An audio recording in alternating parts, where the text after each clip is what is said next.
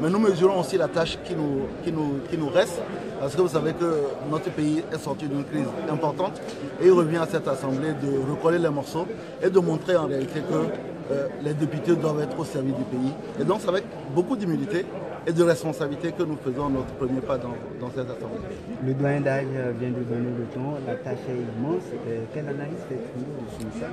Non, le message du doyen d'âge est en train d'avoir de cordialité, de responsabilité. Je crois qu'il y a quelque chose qu'on doit pouvoir innover dans cette Assemblée. C'est une Assemblée constructive qui réellement représente le peuple togolais, qui est à l'écoute des aspirations du peuple togolais, mais qui va aussi jouer sur le rôle fondamental d'une Assemblée, à savoir assurer le contrôle de l'action du gouvernement et légiférer.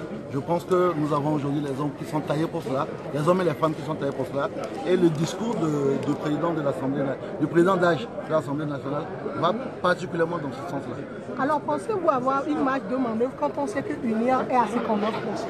Vous savez, il est évident que si nous rentrons uniquement dans la majorité mécanique, nous aurons des difficultés. Mais je crois qu'il y a des hommes de bonne volonté, il y a des gens à qui le peuple togolais a accordé et a confié une lourde de responsabilité et que nous n'allons pas nous éterniser dans les luttes uniquement de majorité mécanique.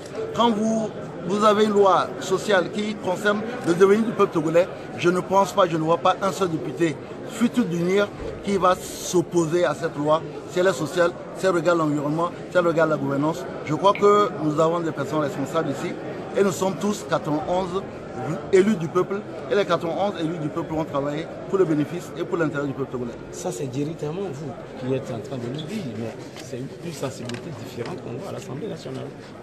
Écoutez, on vient de commencer, vous allez sans aucun doute nous voir à l'œuvre, mais je pense sur les discussions que j'ai avec mes collègues ici, que ce qui est important pour l'ensemble des députés, c'est comment révolutionner le travail de l'Assemblée nationale et surtout, comment faire que le travail de l'Assemblée nationale ait des répercussions.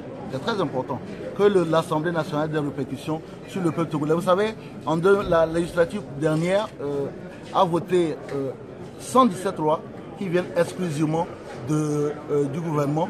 Nous allons essayer de révolutionner ça pour faire en sorte que les députés élus puissent proposer des lois qui viennent des aspirations profondes du peuple togolais. Vos espoirs déjà après ce premier pas?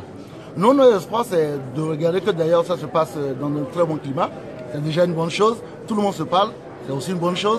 Et on verra exactement à l'usage. Mais je pense que l'ambiance est plutôt bonne et c'est une bonne chose. Bonne chance, honorable. Merci beaucoup.